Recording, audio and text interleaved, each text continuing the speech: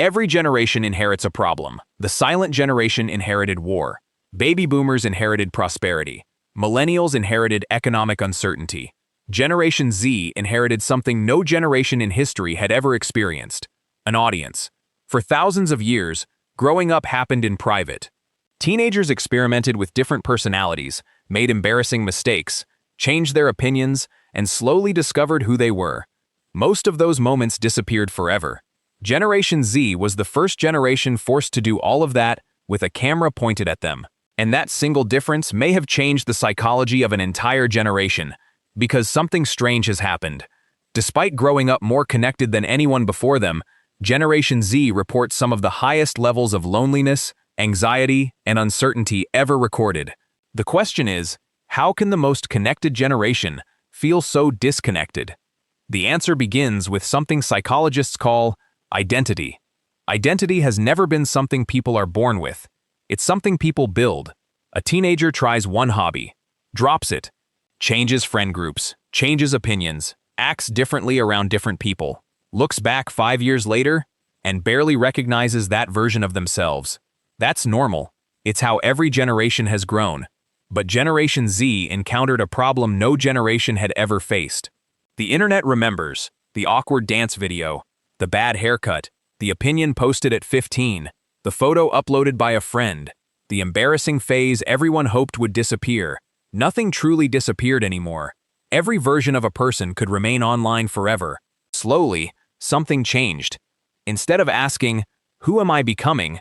many young people unconsciously began asking, "How will this version of me be judged?" Those questions sound similar. They're not. One builds identity, the other builds performance. And once life becomes a performance, it's surprisingly difficult to stop performing.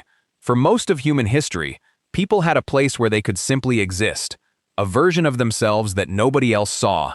A person could sing badly when nobody was listening, try something embarrassing, fail at something new, change their mind, become a completely different person. And nobody kept a record. But growing up in the digital age created a strange psychological pressure. Every moment started feeling like it had an invisible audience.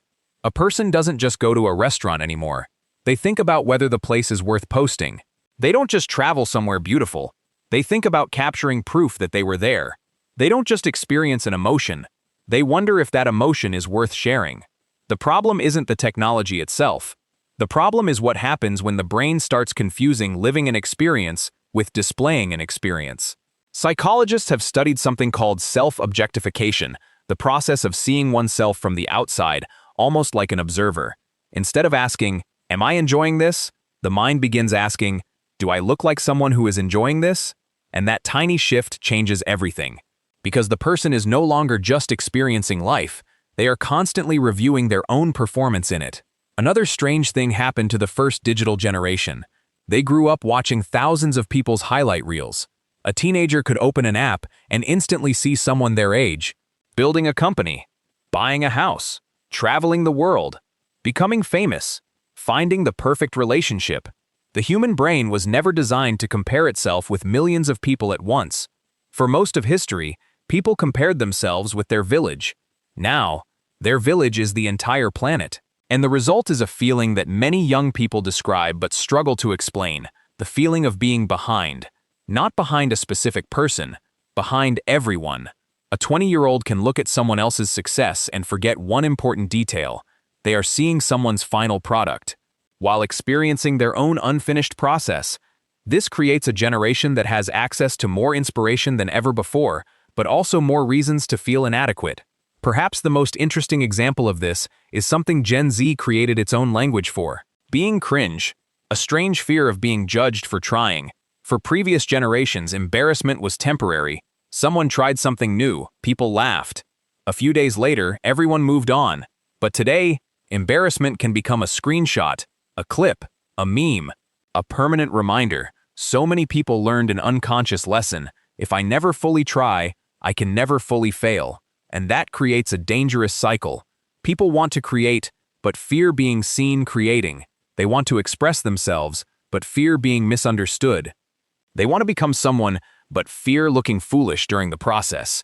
Yet every successful person in history went through a stage where they looked ridiculous before they looked impressive. The difference is, they were allowed to be beginners. It would be easy to look at Generation Z and conclude that something went wrong, that they are too sensitive, too distracted, too dependent on technology, but that explanation is incomplete, because every generation is shaped by the environment it grows up in. Previous generations developed different strengths because they faced different problems. A person who grew up without instant communication learned independence. A person who grew up without endless information learned patience. A person who grew up without constant comparison had more space to experiment privately. Generation Z developed different abilities. They learned how to navigate overwhelming amounts of information. They learned how to build communities with people they may never meet. They learned how to adapt quickly in a world that changes faster than ever before. The problem is not that they are broken.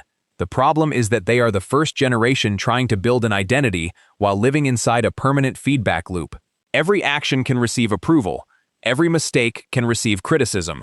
Every opinion can receive judgment. And the human brain was never designed to constantly hear the reactions of thousands of people. Perhaps the biggest challenge for Generation Z isn't technology. It's learning the difference between being seen and being known. Being seen means people recognize an image, a profile, a carefully selected version. Being known means someone understands the person behind the image. And the same difference exists inside a person's own mind.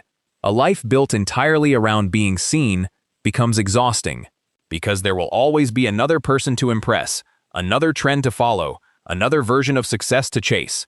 But a life built around being known creates something different.